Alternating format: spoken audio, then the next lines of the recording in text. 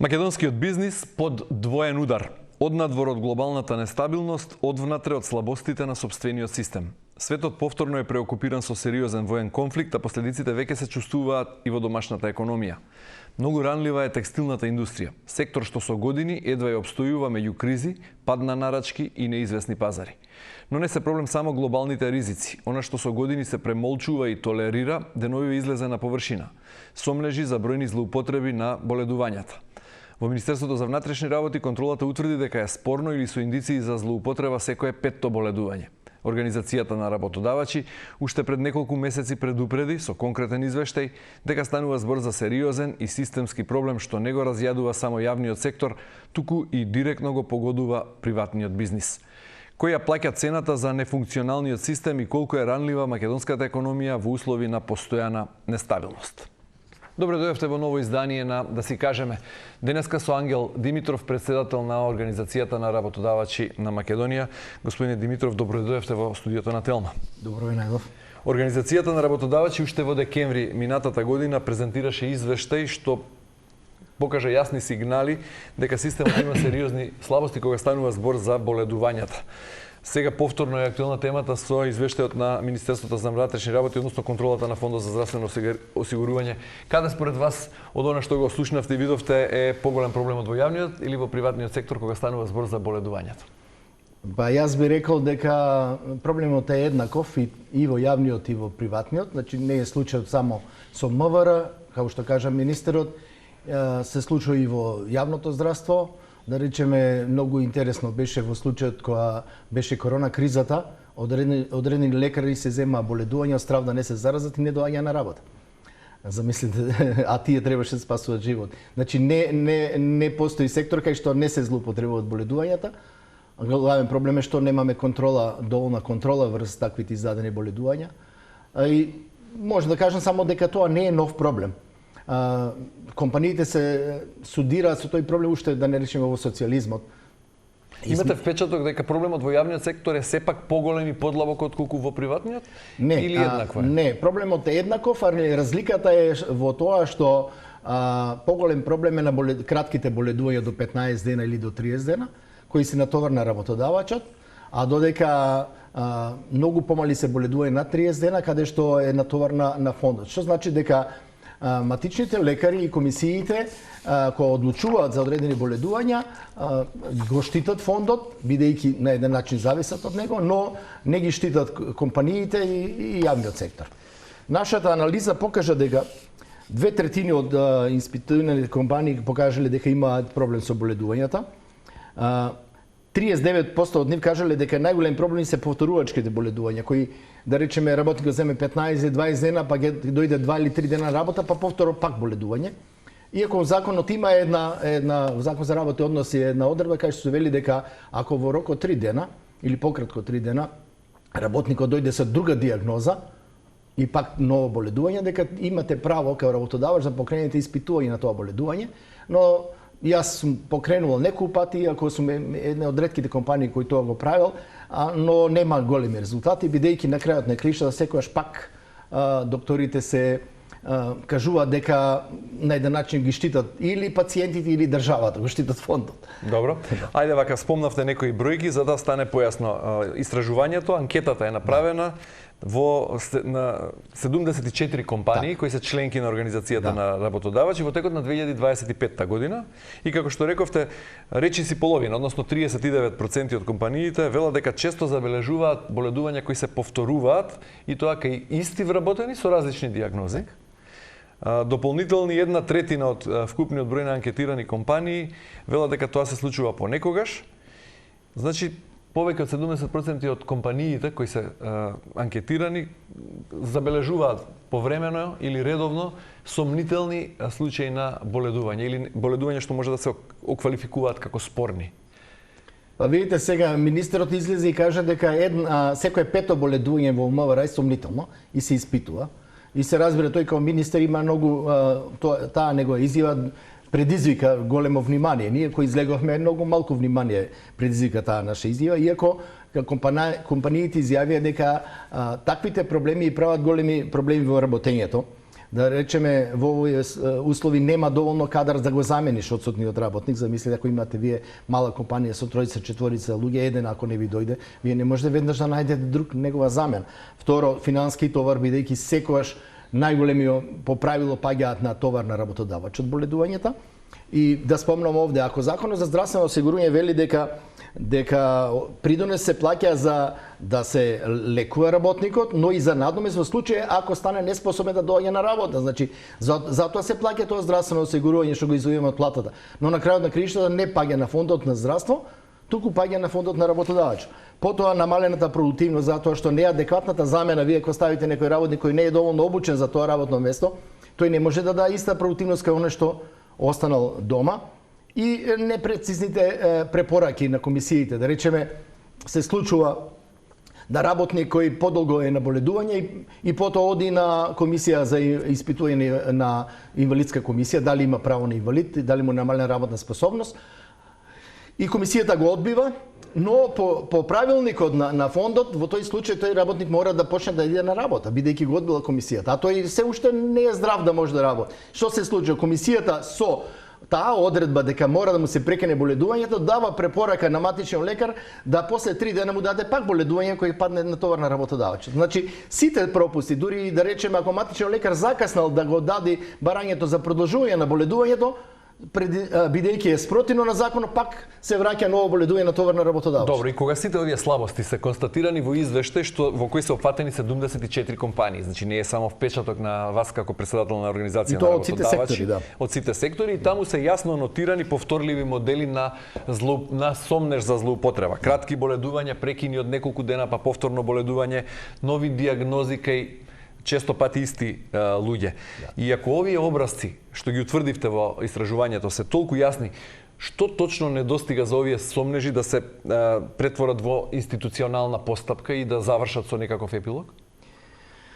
Па тоа е проблем во сите дејности, не само во здравството. Фактички на еден начин нашата администрација секојаш се става од страна да го штити буџетот или во овој случај фондот за здравство, а баш е брига за тоа што прави проблеми на стопанството. Тие не се свесни дека се уништување на компаниите, ние се го уништуваме и здравството и образованието и се понатаму. И се уништуваме државата, затоа што само компаниите во реалниот сектор ствараат нова создадена вредност. Другите само трошат од тие пари. Дури да речеме, ДДВ-то е многу битно за економскиот раст, но ако компанијата не исплати плата, вие не можете да одите со послуга па да платите, да купите производи, платите ДДВ. Значи, мора да се дигне свеста кај државната администрација дека таа мора да биде сервис на стопанството, а не да му става препки на стопанството со образложение дека ја штити државата. И тоа се случува и во правосудство, и во инспекцијски органи и така натаму. Значи, кога докторот ќе го прекрати боледувањето и после 3 дена ќе му даде боледување на работникот, тоа се случува да речеме ако дознае дека фирмата има одмори. Сите боледувања прекратува затоа што фирмата имала одмор, а согласно законот боледувањето е пред одмор, значи треба да се даде боледување, а одморот да се го искористи работникот кој ќе биде здрав. Но тие веднаш ги прекратувале боледувањето со образложение вие и така ќе ги плаќате на одмор, па нема потреба да го штетиме фондот. Тука има една контрадикторност, еден би рекол апсурд. Од една страна и самите велите, вие сте еден од ретките што за ова отворено зборува и ги пријавувал случаите кога во вашата компанија забележувате случаи на сомнителни боледувања. Парадоксот е токму во тоа. Сите зборуваат за ова, расширена појава е, меѓутоа никој не го пријавува тоа, односно мал број на компаниите, и тоа го покажува вашата анализа. 14%. Само 14%. Значи, големи 86% од анкетираните компании си молчат за ова и го толерираат со години или со децении. За што станува збор? За недоверба во системот, за страх од реакција на надлежните или пак дека перцепција дека попусто ќе биде ако се пријави дека нема да има никаков ефект? Овде не се работи за страв. Страв може да се случи да речеме во однос на УЈП ако барате поврат на некој данок и така натаму, па страв од контроли. Но овде не станува воопшто случај за страв, недоверба во институции. Тие знаат дека се послабата страна во овој случај и дека освен во, да речеме, јас сум добил случај кога сме утврдиле дека работникот не се јавил, не е запишан во книгата на пријавени за преглед, а добил боледување од тој ден. Значи по телефон се јавил работникот и тоа е навистина јасно дека станува збор за кршење и на правилата. Но во сите други случаи, како овие што ги кажав, да речеме, нега на дете до 3 години паѓа на товар на фондот. Значи мајката добива боледување на детето, ама на 3 години нема право на мајката на боледување на детето. И тие да се солидаризираат докторите и даваат различни боледувања на мајката за да може да го прати детето во болница ако има некоја, да речеме, тешка болест. Но тоа пак паѓа се на товар на работодавачот. Значи проблем е и ние сме хумани. Во такви случаи дури не реагираме. Знаеме дека мајката отишла во Турција, детето се оперира и тие му даваат прво на мајката даваат едно боледување на диагноза, па друга диагноза, ние знаеме дека е тоа фиктивно.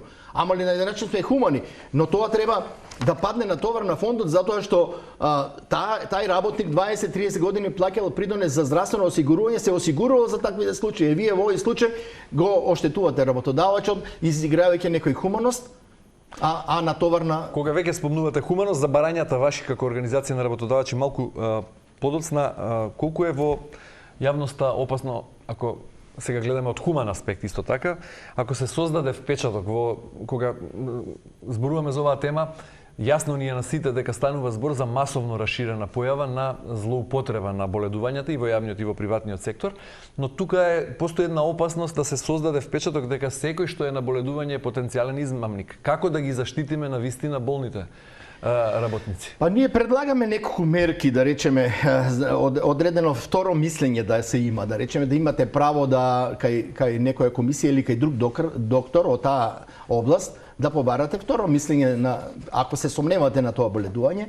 Од друга страна, контролите на Фондот за здравство мора да бидат многу по-јаки, по-добри.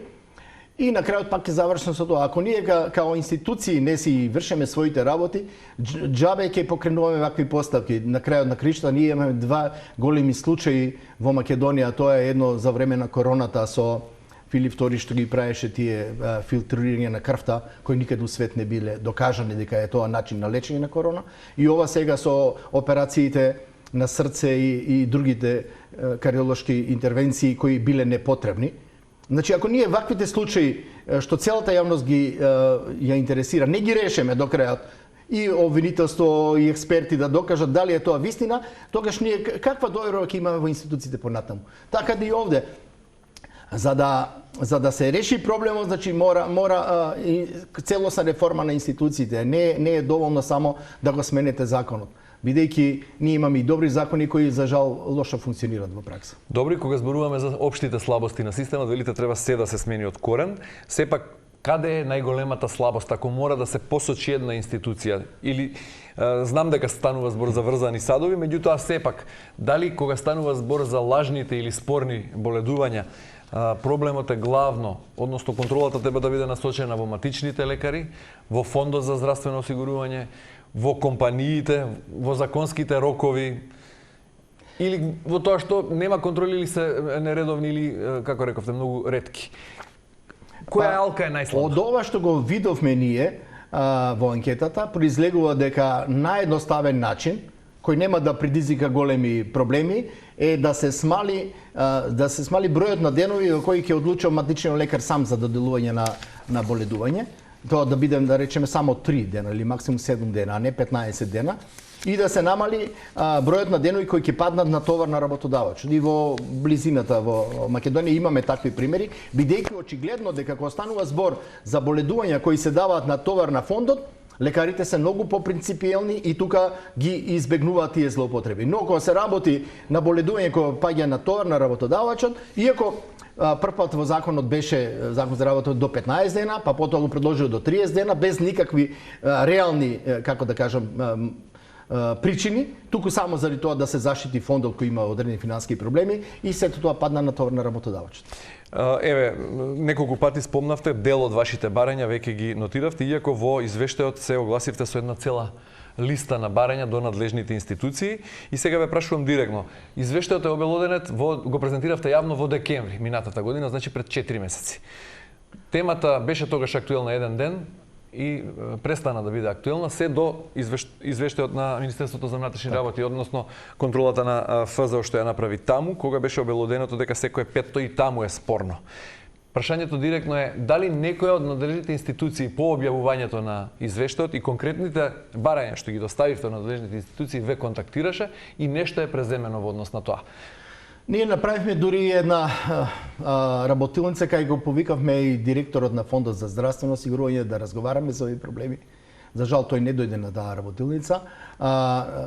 Сега се припрема програмата за работа на Економско-социјалниот совет за 2026 година и предложивме ова прашање да се разгледува на Економско-социјалниот совет, каде што се министрите и за здравство и за од ова можам да заклучам дека досега нема никаков конкретен чекор. Досега нема конкретен чекор. Иако имате конкретни барања, боледување да биде натоварот на работодавачот да не биде натовар на работодавачот првите 30 дена, туку финансискиот товар да го преземе Фондот за здравствено осигурување од првиот ден. Така е. Потоа почести првиот барем од третиот, ама не да биде 30. Почести контроли од Фондот за здравствено. Второ мислење го спомнавте. Санкции, дополнителни мерки за вработеника кои ќе се утврди злоупотреба.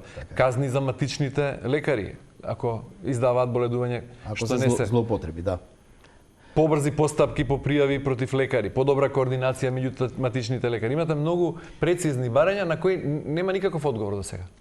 Нема никаков одговор затоа што тој извештај е доставен до Министерството за економија и труд, сега е во економија, но тоа не е преземало ништо. Тука треба да се вклучи Министерството за здравство и Фондот за здравство и затоа се надеваме ако тоа се стави као точка на дневен ред на Економско-социјалниот совет, тогаш ќе треба да мислам, очекувам дека ќе се преземе нешто.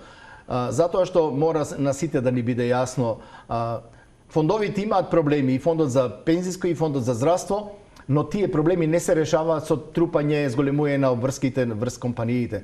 Затоа што ќе кажам, на тој начин си ја сечеме гранката врз која што седиме.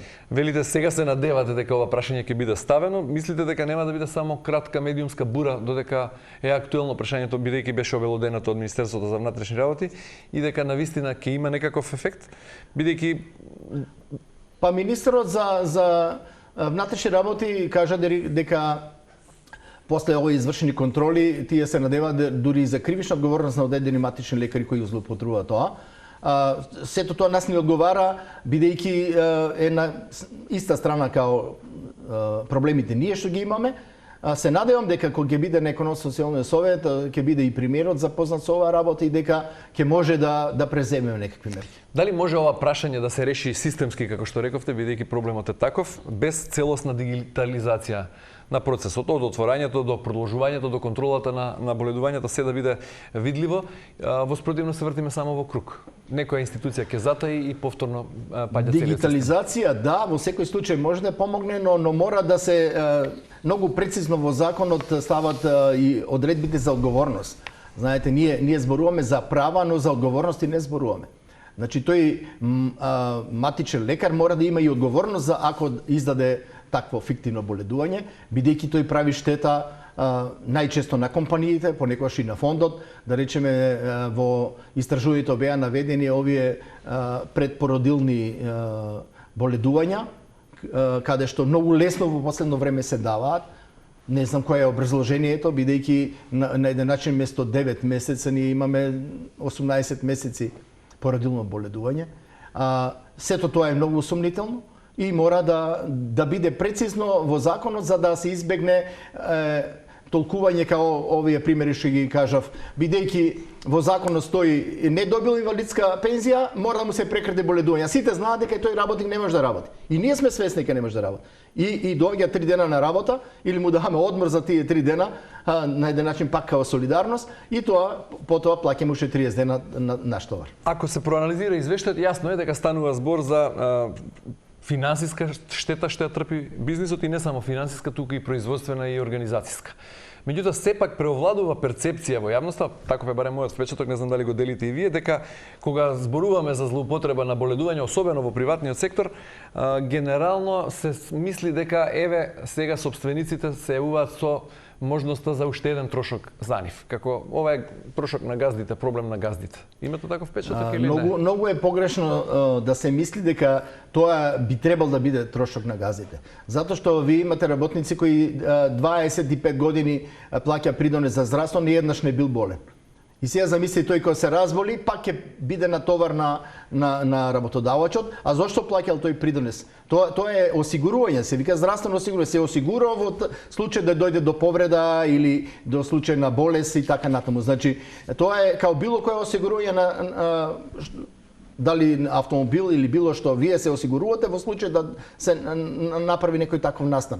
Но тоа не се смета така, туку се смета дека работодавачот треба да плаќа, што е многу погрешно. На крајот на кришата, ако мислите дека се така треба да биде, тогаш да и даваме работниците бруто плата, па тие нека си плаќаат, нека се осигуруваат каде што сакаат.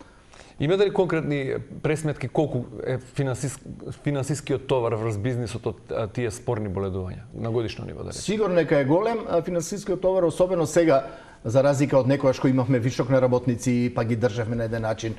Сега секој гледа да уштеди, еден работник може да работи на повеќе места, бидејќи конкуренцијата се поголема и поголема. Сега доаѓаат и оние проблеми што ви кажав заради немање на работник кој ќе го замени овој работник што останал на боледување. Бидејќи тоа станува без најава, без не се знае. Може телефонски само да се јас сум од утре на боледување. Така да финансиски проблеми се големи. Ќе ви кажам само еден пример. Кога беше Данаиловски министер за здравство, го повикавме во компанијата кој имаше некаде 13-14% боледувања на дневна основа. И тој рече, ова е епидемија. Само во епидемија може да има толку многу боледување. И тогаш се снаоѓавме како знаеме, умееме, да речеме. Сега колкав е процент на дневни? Сега кај нас се движи околу 5% и тоа не е така значи, мало. Значи преполовена епидемија. Да, ама проблемот на еден начин го ублаживме ние самите. Моравме да даваме награди на вработените кои се значителни на оние што не отсуствуваат од работа по било кој основ. Значи работникот која да ги стимулирате оние кои не отсуствуваат. Да, тој што не отсуствува ни еден ден, да речеме, добива плюс 2000 или 3000 денари на платата и тие награди дадоа одредени резултати. Добро, ве поканив во емисијата во двојна улога, специфична позиција. Сте освен претседател на Организацијата на работодавачи на Македонија, сте и човек од бизнисот, односно од текстилната индустрија. Сега кога ги имаме предвид овие системски слабости за кои зборувавте досега и генерално екстерните шокови, односно еве повторно она што е најактуелно во светот, војната во Иран и целиот грч што се создава околу тоа на глобалната економија, како би ја оцениле текстилната индустрија во Македонија, конкретно за текстилната, па потоа ќе зборуваме дали е на колена, дали преживува или веќе паѓа. Како би рекол? А јас до пред 5 години зборував кога ме прашува новинарите во каква состојба е текстилна индустрија, реков дека као некој авион која ги исклучува моторите и лебди како е дрилица и во слободен пат, тогаш падот на бројот на вработени се движеше некаде 2 до 3% годишно, и тоа не беше голем проблем, значи станува збор од 2010 нааму, но последните неколку години од корона кризата нааму бројот на падот на работниците е многу голем и последната година имаме 8,9% пад на бројот на работници во текстилната индустрија. Овде зборувам текстилна плюс облека или 2,4% од нидиско производство. Кај извозот не се тоа толку гледа, затоа што поради порастот на цените и одредени репроматеријали, помошни материјали кои ги купуваме од земјава и ги извезуваме, па не се замаглува таа ситуација, но кај бројот на вработените е катастрофално. Така да од 2018 година до 2024 година за 50% е намален бројот на работниците во текстилното, од 34.566 на 17.492. Ако земеме сега и овој пат некаде околу 8-9%, значи ќе се сведеме некаде на 5-16.000 луѓе и што е најстрашно, мислам и понатаму ќе паѓаме. Главните причини се две причини. Тоа е состојбата во Западна Европа, особено во Германија, како наш најголем трговски партнер, кај што најмногу извезуваме текстил. Значи во услови на одредена криза текстилот секогаш прв паѓа, затоа што се смета еден вид луксус, не мора да се купи нов производ. И тоа најмногу кај модната индустрија, додека кај производството на облека, особено сега во последно време за шиење на униформи за војска, полиција, тие компании имаат се уште доволно работа. И вториот проблем е што ја изгубивме конкурентска способност што ја имавме, за жал. Ниските плати беа конкурентска способност за работењето, но со порасот на платите, предизвикане највише од порасот на минимална плата, но и нормално поради недостиг на работници, голем број компании замина, да речеме, во Бангладеш, во Индонезија, во Тунис, каде што платите се далеку пониски од нашите. Да речеме, Бангладеш има плата некако $150, за разлика од нашите плати кои се движат околу 150 евра бруто плата по работник, така да станавме неконкурентни и за големите налози нашите странски партнери отидоа на далечниот исток. Добро, и кога веќе зборуваме за пат од 2010 наваму, од 2018 велите зборувате за авион кој ги изгаснал моторите и е во слободно слетување и станува збор за период на постојан пат на нарачките, намалување на бројот на работниците и затворање на конфекции. И денес повторно сме таму каде што сме со нови бројки за намалување на бројот на вработени. Дали станува збор за некоја циклична криза или веќе сме во фаза на едно тивко гасење на овој традиционален сектор во Македонија? Не станува збор за циклична криза. На крајот на кришата ова што нам не се случи и на Полска, на Чешка, на Словачка, на Словенија. Значи нема веќе текстилна компанија во Словенија која работи, иако порано и таа имала. Или Полска или Чешка пред 20 години, или една Романија. Со порасот на стандардот и порасот на платите станаа неконкурентни за оваа дејност. Тоа е специфична дејност каде што главно брендовите, европските брендови го земаат кајмакот и трговците во тие држави, додека овде се работи за многу ниски пари. Вие нелогично, но да речеме, ако се расправаме со нашите партнери за цени, тие се ценкаа за 10 центи, ако шулата вреди 60 евра во маркет во Германија. Значи, тие се толку фактички го гледат својот интерес, така да ако некој работи 1.000.000 кошули, како што сме работеле ние пред 10 години, и на тие 1.000.000 кошули добиваат 3 евра разлика у цена у Бангладеш или у Македонија, тоа се 3 милиони евра. Значи, за 3 милиона евра тој баш му е гајле дали ќе затвори фабриката у Македонија и да е негова 100% фабриката, тој нема интерес понатаму да продолжи. Така да не станува збор за циклични промени.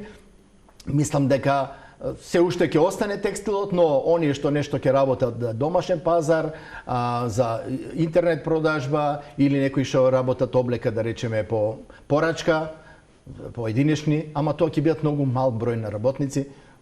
Верувам дека ќе се спуштиме на 5-6 илјади работници од некогашните 60 илјади. Значи, без разлика, со оглед на тоа што станува за тренд, односно за нешто врз кое не можеме да влијаеме, како што е состојбата во Германија и генерално врз глобалната економија, и она што велите се случи како се повторува по примерот на земјите од некогашниот источен блок, државата нема ништо да направи да ви помогне во таа насока.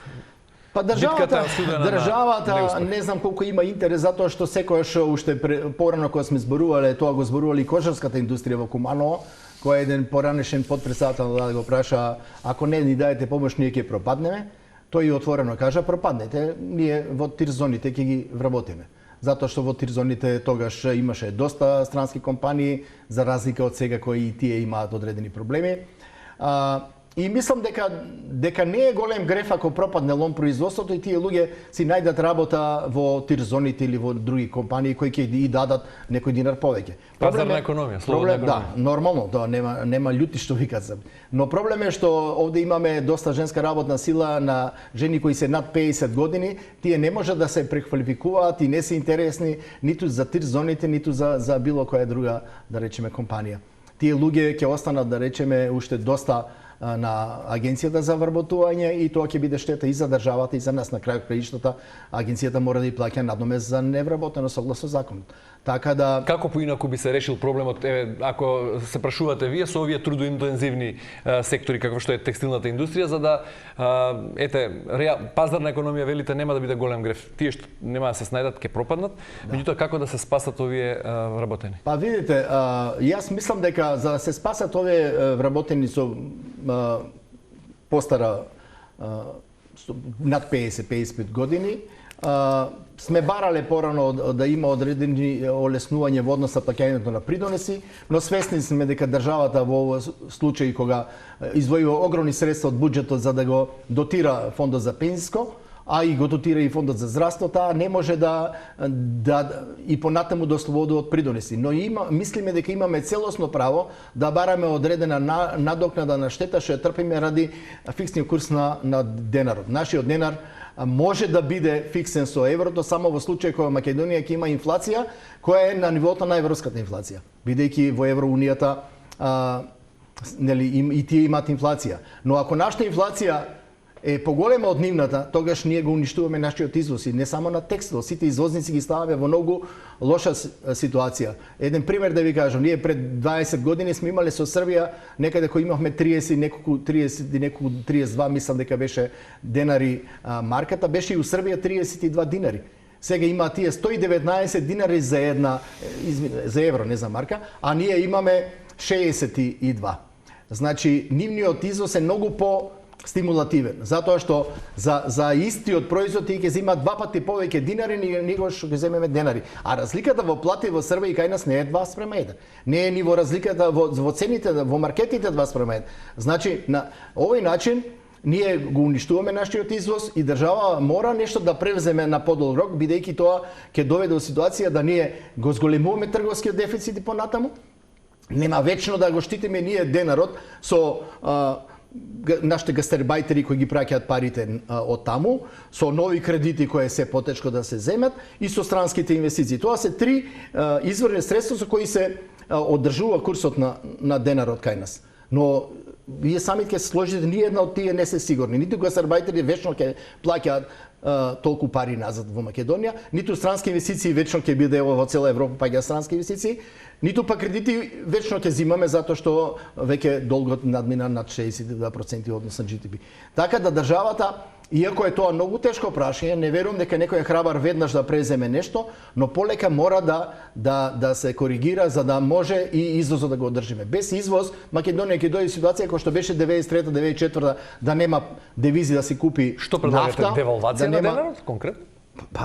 Мора флуктуирачка да има, флуктуирачки курс. Не може вечно курсот да е фиксен, особено во ситуации кои има повисока инфлација. Ако во Европа имало инфлација 4, кај нас имало 8, вие не можете курсот да го одржите ист.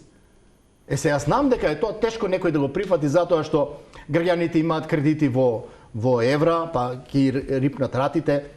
Државата исто така е задолжена во евро, автоматски во однос на буџетот ќе рипне, нема да бидеме 62, ќе бидеме 72% долг во однос на GDP и така натаму.